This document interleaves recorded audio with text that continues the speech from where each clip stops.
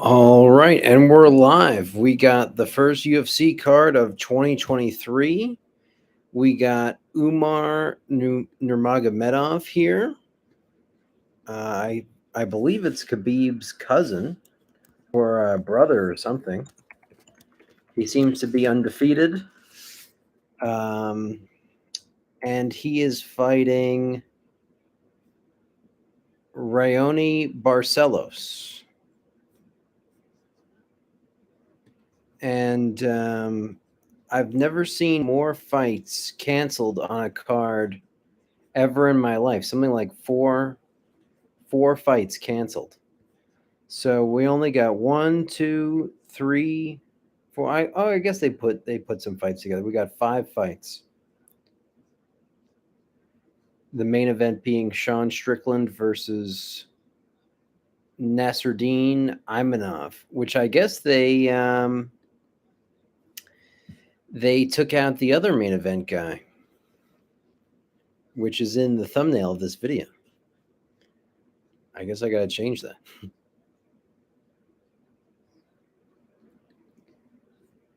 All right. Well, let's see the grappling skill of Nurmagomedov. It's crazy that they put him on this part of the card. Umar Nurmagomedov is 27. Raoni is 35. Umar is 5'8". Raoni is 5'7". They're fighting in the 135-pound division.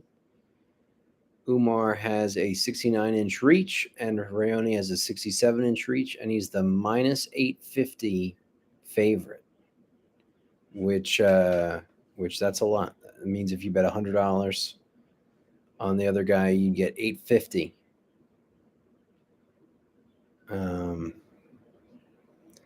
So 8.5 to 1 essentially. Crazy. I always like to watch great grappling, and basically nobody does it better than these Dagestani guys. So I also can't seem to get Hulu working on my computer, so I have it on my TV, and that will explain if I'm looking up above the camera at the TV.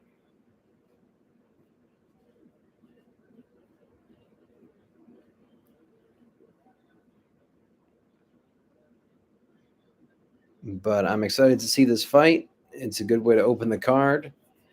Ariel Helwani had a great episode on his show where he talks about if we could do away with the UFC Apex fights, that would be amazing. And you know what? I agree.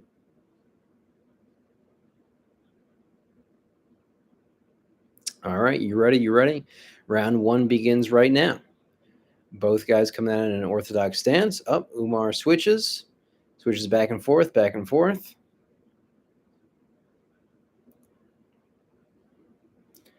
Umar Nurmagomedov opens up with a front kick. And it seems like a major style of the Nurmagomedovs or the people that come out of this wrestling camp is that, Hayoni with some powerful looking strikes to open things up here. I wonder if those were his, if that was his strategy going into this fight. Like he threw some hooks at some interesting angles, and I wonder if that's his strategy going into this one. Sometimes when you're feeling nervous in the beginning of the fight, you might tell your opponent your strategy early by throwing the game plan at them immediately.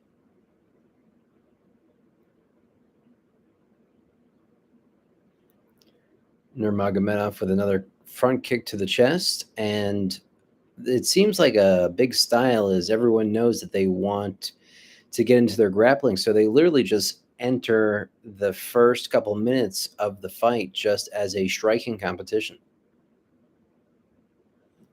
They just strike and they have it be like there's almost no intention of the grappling whatsoever.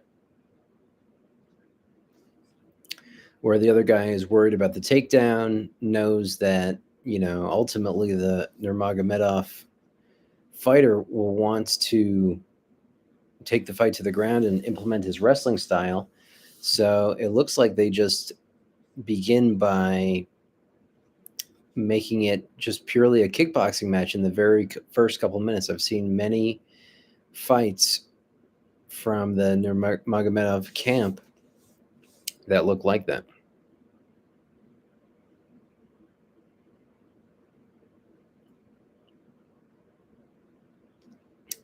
Oof, a couple strong hooks from Barcelos. Barcelos really does throw a potential, he has a potential danger to him with those powerful hooks. It looks like he's swinging for the fences when he throws his strikes, and he's really out there to hurt with his strikes.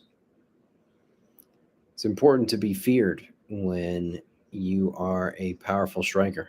Ooh, a nice hook from Nurmagomedov as well. And things seem to really be in the striking kind of mindset. I wonder if Nurmagomedov is going to go for the takedown anytime soon.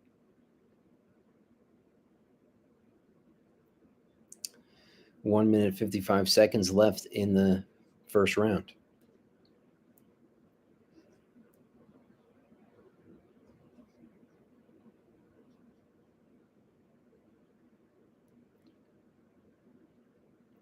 Right now, you see both fighters have an open stance where both of their hips are facing out and open towards each other, where Hayoni has a orthodox stance and Nurmagomedov has a southpaw stance. And that lends itself to a lot of the jab arms going into each other at the same time, which is something that we've seen a couple times in this fight so far. 1 minute, 14 seconds. Nurmagomedov really pushing that front teep kick and switching his stance back from southpaw to orthodox, and really being unpredictable with his strikes. Ooh, another couple front kicks, and then Nurmagomedov comes in with a hook of his own. But I'm surprised there hasn't been a single, not even a single feint or attempt of a shot. 45 seconds left. At the very least, a lot of times the wrestler's strategy is to take them down at the end of the round to show the judges that they were in control the whole time. I wonder if we will see that.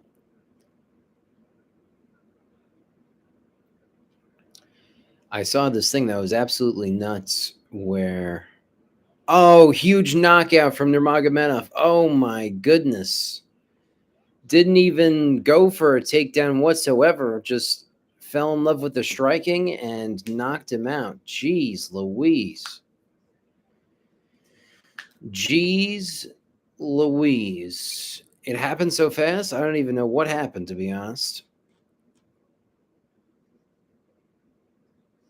It happened so quick.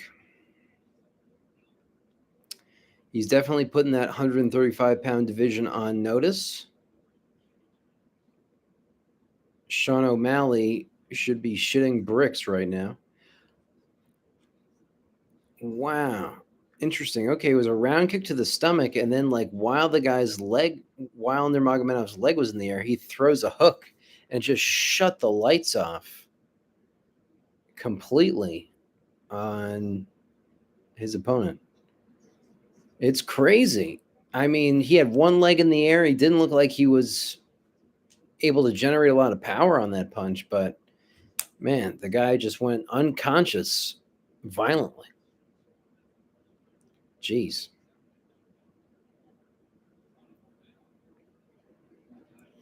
I saw something that was so ridiculous where it showed Abdulmanap Nurmagomedov, Khabib's dad. I'm confused as far as, who exactly is in the family, the Nurmagomedov family, whose brothers or cousins or whatever, but it showed 3 family members, Khabib, I guess Umar Nurmagomedov, and another guy who fights in Bellator, and they were all undefeated, and they had a combined record of over 60-0. which is absolutely, positively insane. I mean, to be undefeated in MMA is literally unheard of.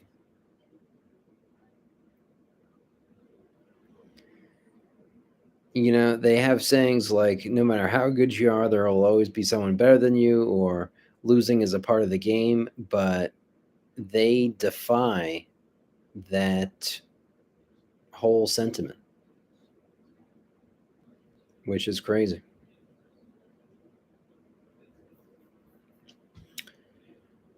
They defy those ideas.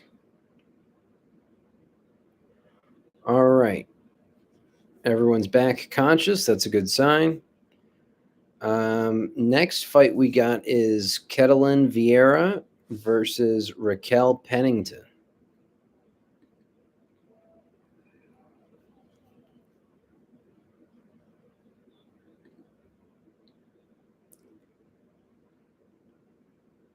Umar has a wristband that shows his dad passed away.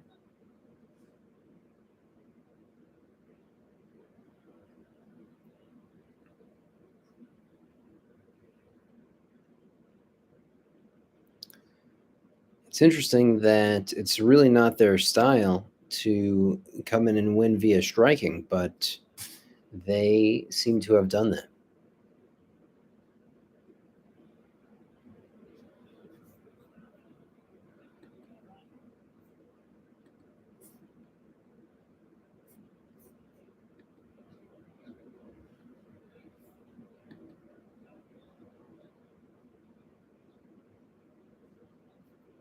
They're showing it on replay. If you are my one viewer, throw something in the comment section. Oh, back to 0 viewers. Okay. It is what it is. They're showing the knockout over and over and over again.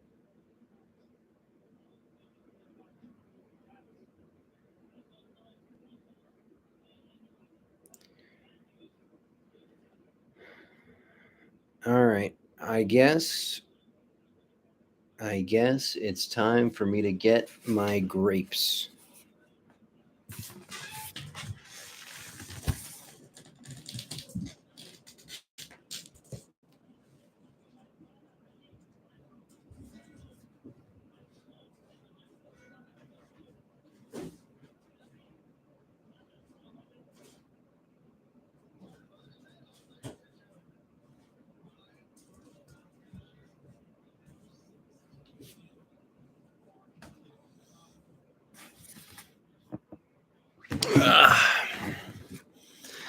I got a pot full of grapes here.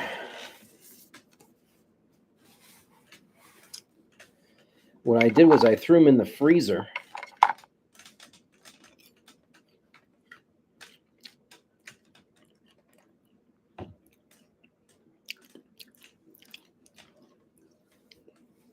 They are delicious when they're frozen.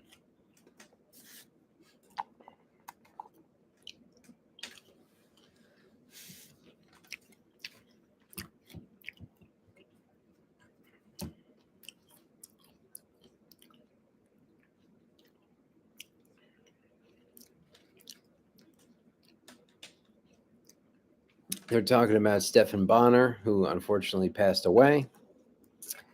Stephan Bonner had a legendary fight in the UFC with Forrest Griffin.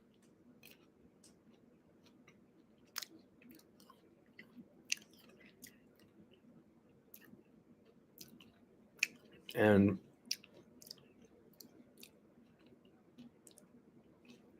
if it wasn't for them, the UFC probably wouldn't be around today. Where the UFC was in a bunch of debt. It was basically their last show. And then Forrest Griffin and Stephan Bonner put on one of the most ridiculous fights of all time. It was one of those fights where nobody really lost, even though Stephan Bonner actually was the one who ended up losing. And everyone was just so inspired and amazed by that fight that it really took the UFC and the sport to a whole different level.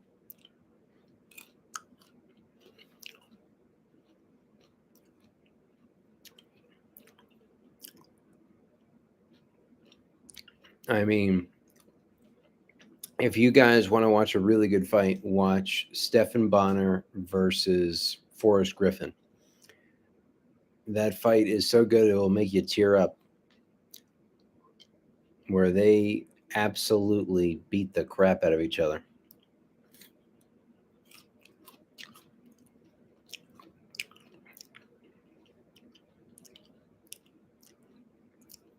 And it was one of those fights where it was impossible to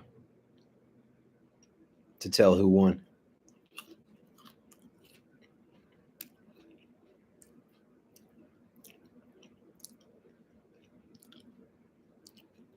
They were fighting for a six-figure contract in the UFC, and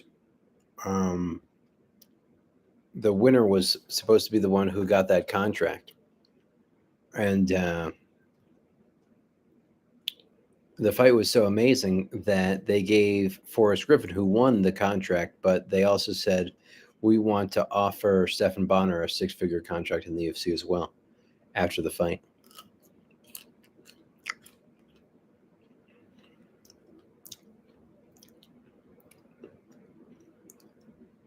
So sad that he's gone, man.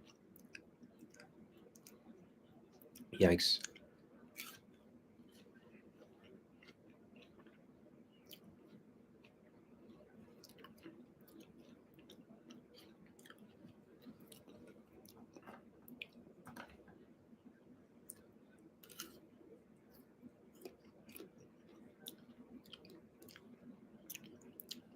If you ever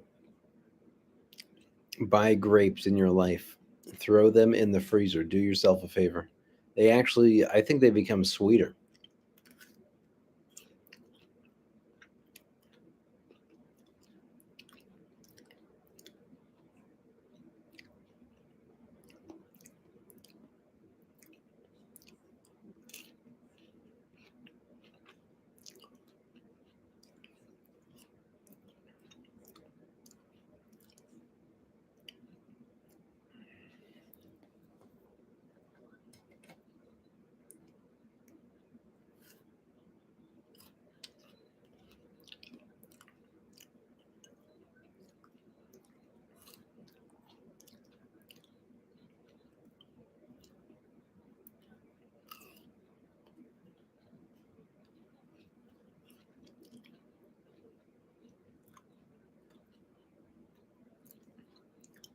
Right now, I'm watching a commercial for Carvana.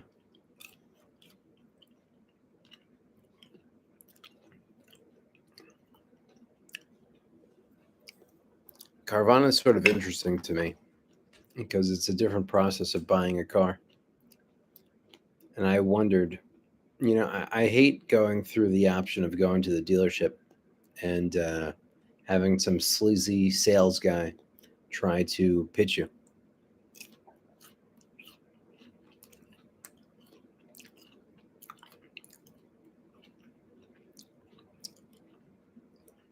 So having the idea of the car sale be completely on the internet is sort of an interesting idea. All right, they're showing Raquel Pennington, which is the next fight. Raquel Pennington is a famous female fighter.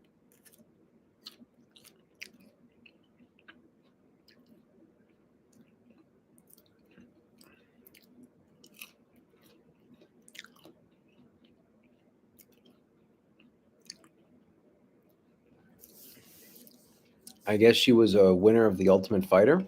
They're showing now.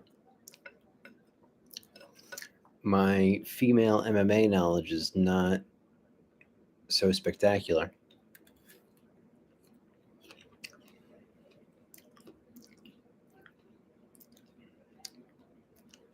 I wonder, they're showing some MMA fights here with the women. And I wonder what the policy is for women when they're fighting in the UFC. Like, I see some women with shirts or rash guards, some with a sports bra, some with, like, I don't know, an extended sports bra, where it seems like they have all different options for what you could wear. And I wonder how much that affects the fight. Because there was a UFC kind of card for jiu-jitsu, and they require them to wear rash guards, and that's like basically where you wear a shirt, but it's like one of those compression shirts. And the difference between being shirtless and wearing a rash guard is actually a lot. When you're fighting or grappling with someone, there is a significant difference in the amount of friction that can happen between you two.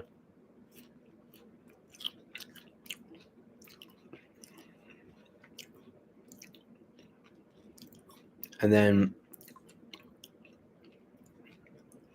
I'm a big fan of Brazilian Jiu-Jitsu in the gi, in the uniform, where there's a lot of friction with the gi. So it's a whole different thing. Like, if you're shirtless compared to if you have a rash guard on, compared to if you have a gi on.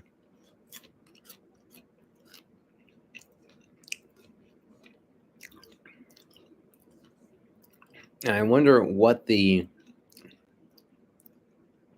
options are as far as clothing women decide to wear in the octagon, and how that affects their ability to fight. Like, if you feel like you're better than your opponent, at least in a jiu-jitsu sense, you want to wear something with more friction, because that means every engagement you guys like stick to each other more. But if the guy's like you think is better than you, and you decide not to wear, like, to go shirtless or something, it's usually because you want to have the ability to slip out of stuff. So a lot of times what you decide to wear is a tell as far as how you think psychologically, that will benefit you in the fight.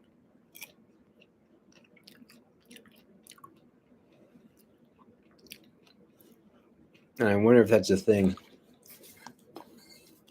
for women's MMA, considering they have different options for their tops.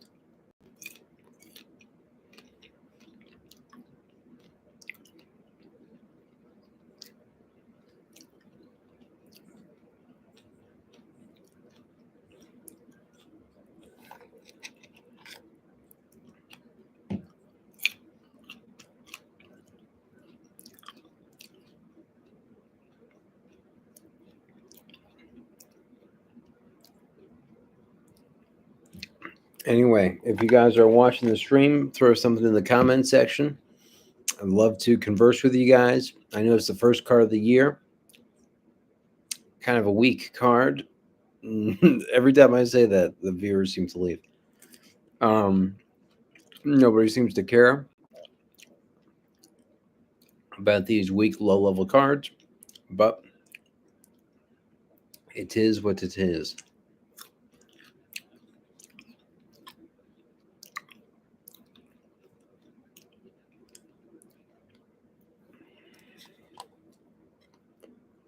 Man, you eat these grapes, and it's like you don't need to eat any ice cream or anything.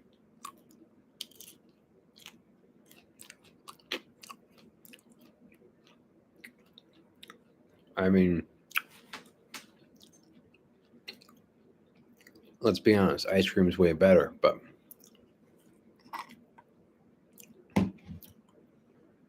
you know, if you're not trying to get fat on ice cream, grapes are a good option.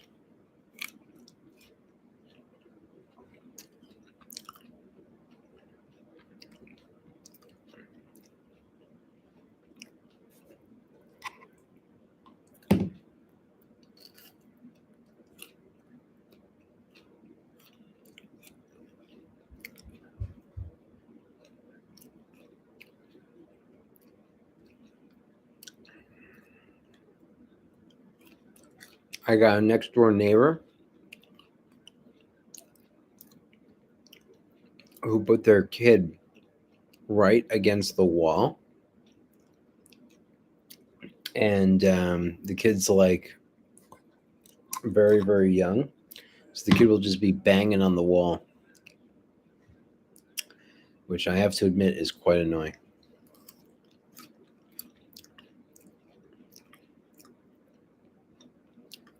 And let me know if you could hear them at all in the stream.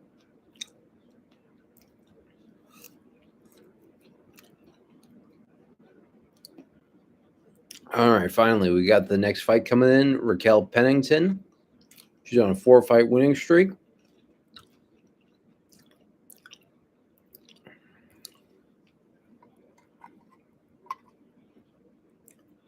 It says in her stats that she's got a bulldog choke. I teach that in my submission line instructional. Okay. Caitlin Vieira is 31. Raquel Pennington, 34. Caitlin Vieira, 5'8". Raquel Pennington, 5'7". They're both in the 135-pound weight class. And Caitlin Vieira has a half an inch reach advantage. As the famous UFC announcer says, everything else is virtually identical. I love how that turned into a meme.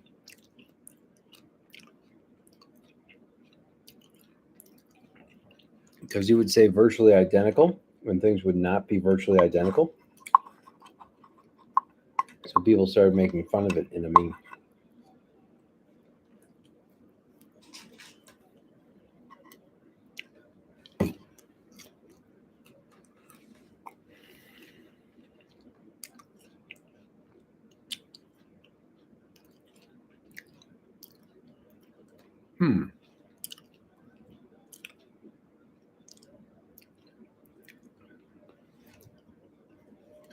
I wonder if this Caitlin Vieira was the chick that just fought like Valentina Shevchenko or something. Hard to say.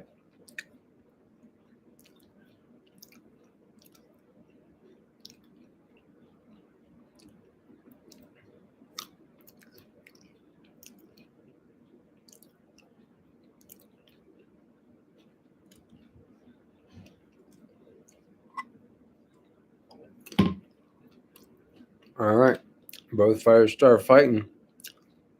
Raquel Pennington throwing about 30 feints. Feint, feint, feint, feint, feint, feint, feint, feint, feint, feint, feint, feint, feint. So far, just constant feints, feints, feints, feints, feints, feints. Raquel Pennington opens up with a Superman punch.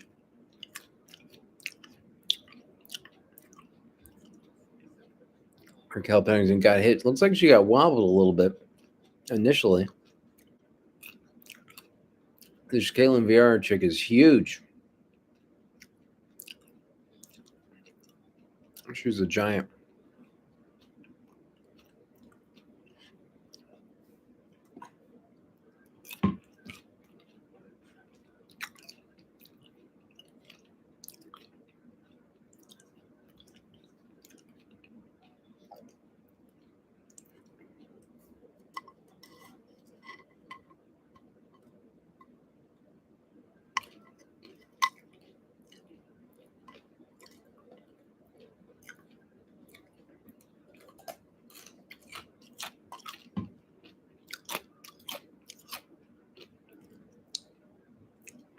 I forgot I was commentating for a second. I was just watching the fight. I got so many viewers, you know. Gotta keep them all happy.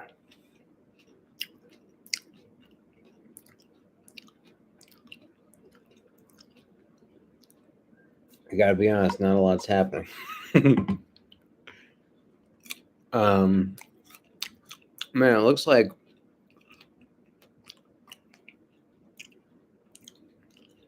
this Caitlin Vieira is just so much bigger and longer. It said that she's only got a half an inch reach advantage, but it just does not look like that in this fight. She looks like she belongs in a totally different weight class.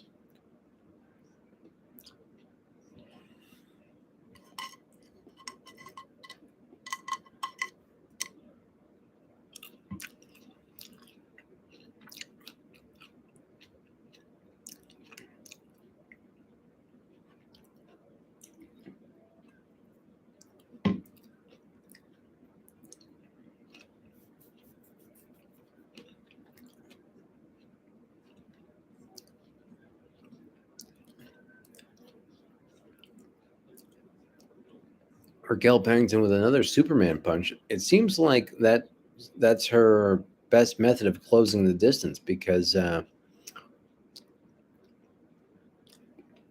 Vieira definitely has a longer reach, and she's definitely using it to her advantage.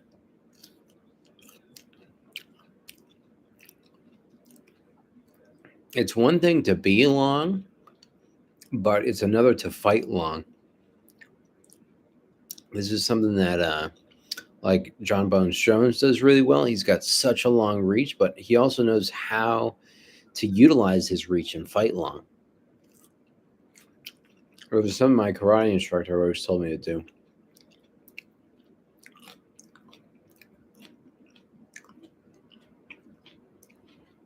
Is to fight long, since I'm a pretty long guy. Looks like Raquel Pennington got a cut on the top of her head, like up here.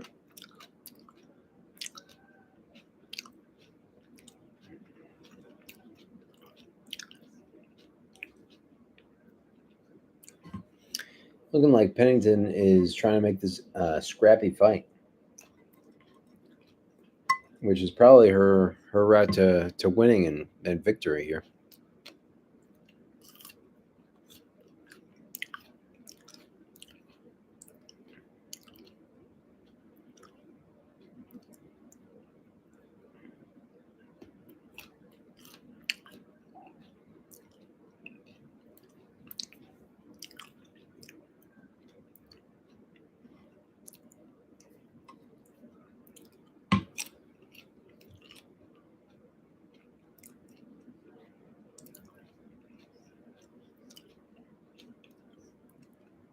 Man, I had a croissant today. A croissant and some coffee. It was so good. I couldn't believe it.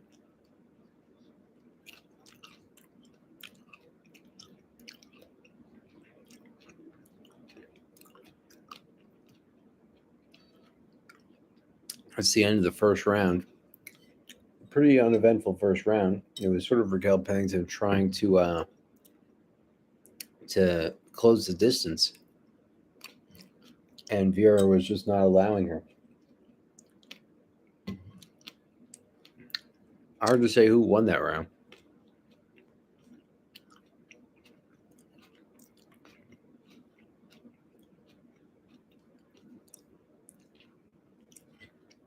You know, the UFC gloves, they look different too. I guess they have a 30-year that they've been going for 30 years on the gloves.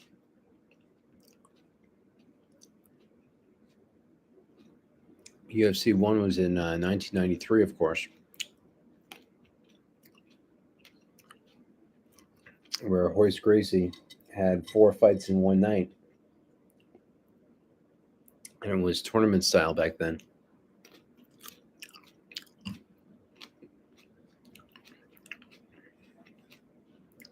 And it was style versus style. Finished all those grapes rather than the mixing of the martial arts.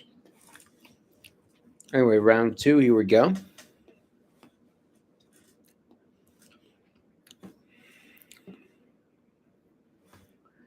Vieira being long with her jab.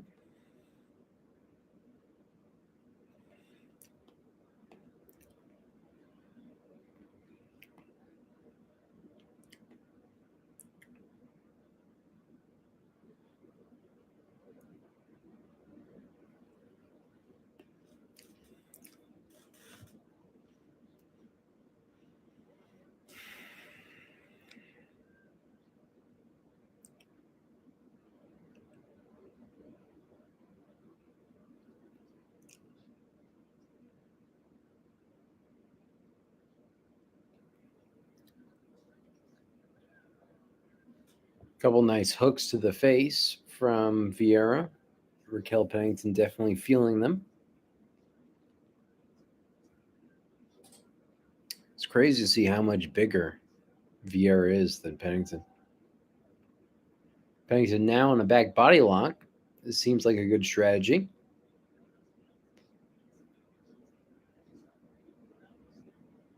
Pennington looking to trip up the feet a little bit, which is good stuff.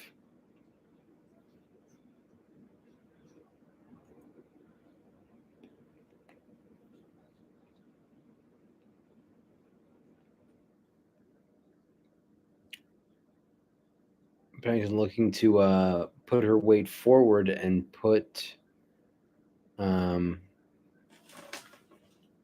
Vieira's hands on the floor, but Vieira escapes, gets to a whizzer.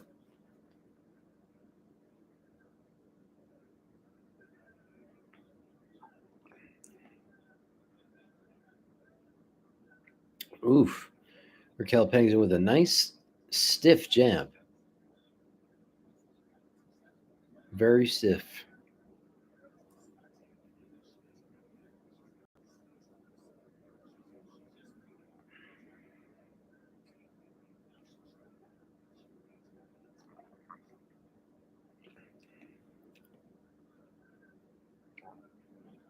Pennington looking to strike as a way of entering the clinch. Good stuff.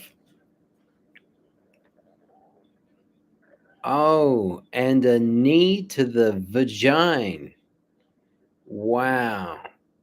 This is the first time I think I've ever seen that where this is wild. Let's see this replay. Yeah, I mean, Raquel Pennington need the Vieira girl right in the vagina. And geez, who knew women's fights can be stopped for a knee to the vagina? Wow. You learn something new every day. I did not know that that was even possible. I thought I mean, I don't have a vagina, but it seems to me that they could take more of a pounding than getting hit in the balls, just as the pure physics of things. But what do I know? Wow, I'm just in complete shock here. I mean, can a chick get hit in the tit and then stop it too? I mean, what the heck? I didn't even know that that was a rule. I've never even seen that. I mean, I've seen women like hit each other with low blows, but the fight just keeps going.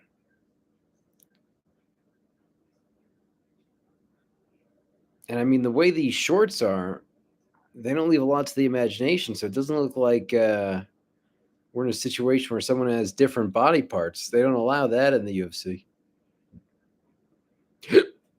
Excuse me. I can feel those grapes. They're still cold sitting in my stomach. Wow. I can't believe what I just saw. If you're just joining me, a women's fight was stopped. Not completely stopped, but a timeout because a chick got hit in the vagina. That's pretty wild. And Raquel Pennington again going back with the low knees. This is unbelievable.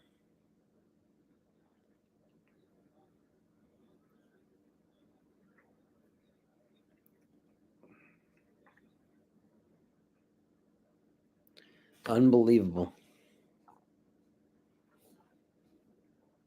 I mean, if you're watching, please comment. Do you think women should be able to take a timeout based on that? Vieira now going around to the back. I'm trying to break it down, but that's the end of round two. My mind is blown right now. My mind is blown.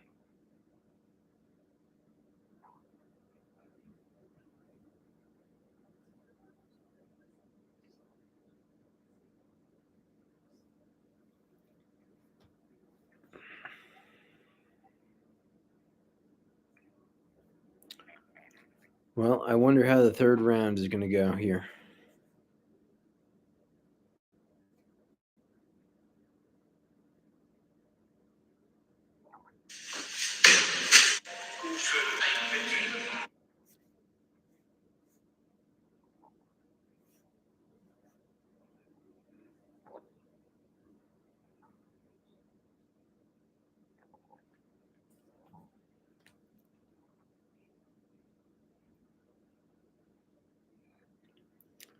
All right, round 3.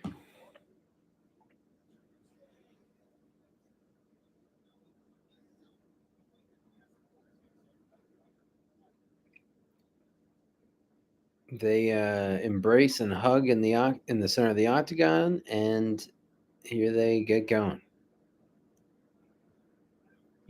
When you've been in a fight with someone for a long enough period of time, there's this thing where the respect changes. Even if you hate the guy, you have to or girl in this case, you have to respect him a little bit because submitted, choked out. So just that respect element will have you want to listen to them, want to hear their point of view a little bit more when the fight is over. So it's interesting how fighting a lot of times resolves that animosity between people. I was asked the other day, like my friend was having a problem with somebody at his job, and he was like, "Well, what do you do if you have a problem with somebody at jujitsu class or something?" And there's just a purity about training martial arts where you actually get to test it out and spar and fight with each other. If you got a problem with someone, you can just have a fight with them. And a lot of times by the end of it, you turn out to be actually friends. I can think of a lot of scenarios where I started off fighting with someone and later they became my friend.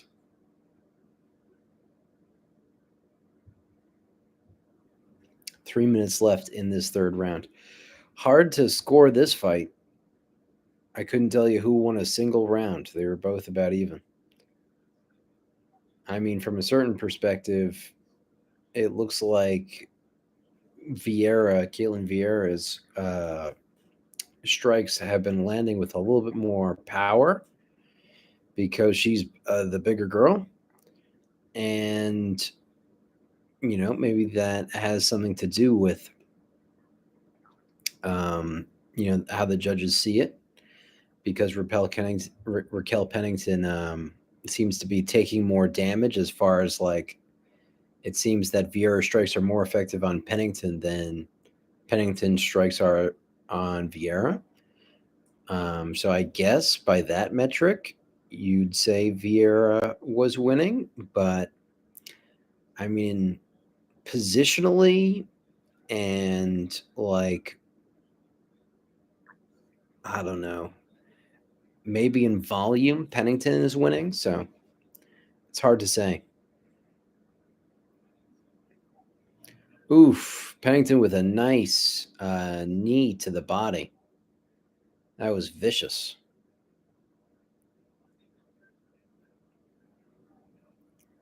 Vicious, vicious stuff.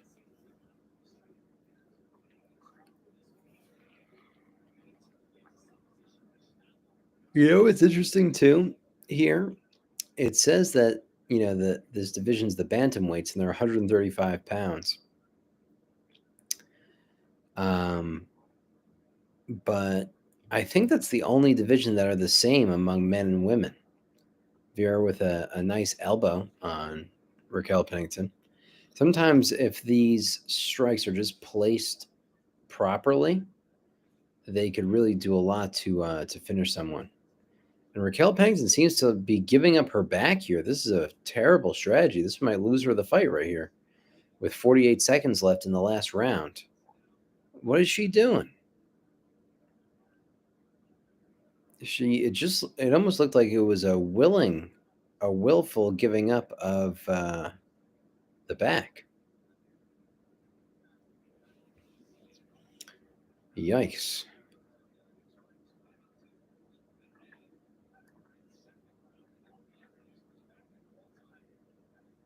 20 seconds left here, and Vieira is going to ride out the rest of this fight on Raquel Pennington's back. 10 seconds left.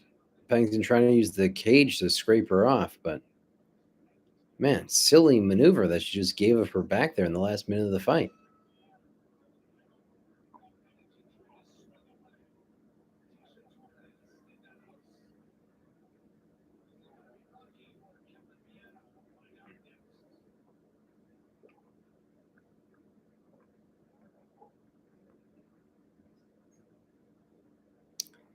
Looks like they're showing a movie with Bryan Cranston here. He's playing an older gentleman in this. I mean, he looks like he's 30 years older than he was in Breaking Bad.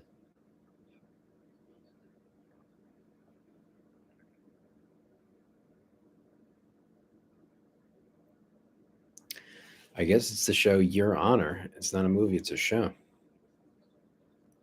Interesting. All right, well, I wonder who won this fight. I think Raquel Pennington just lost the fight in the last minute of that.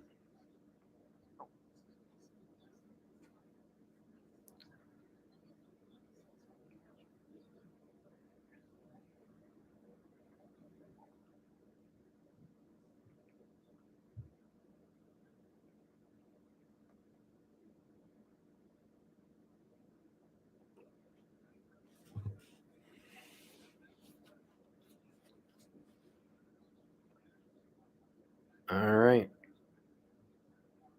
Coming up with the official decision.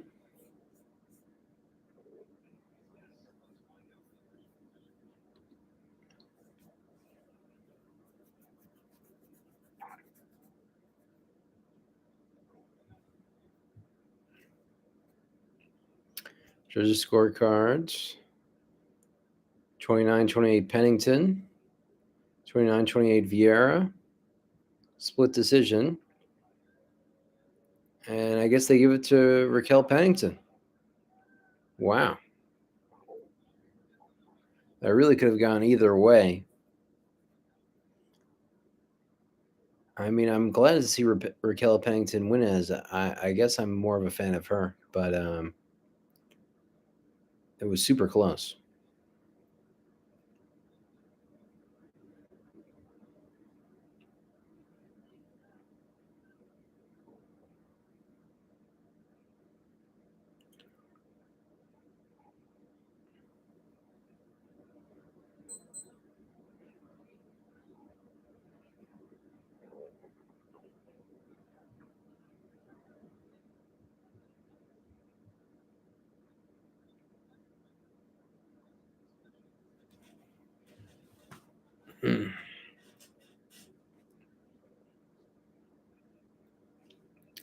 Interesting.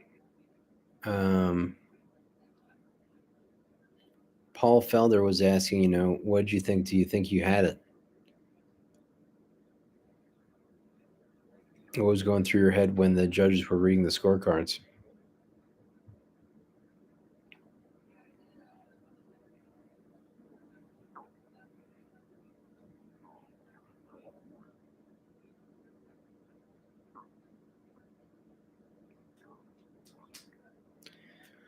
Anyway, I think I'm going to get going. Much love to you all, and I wish you all the best. Have a great rest of your night.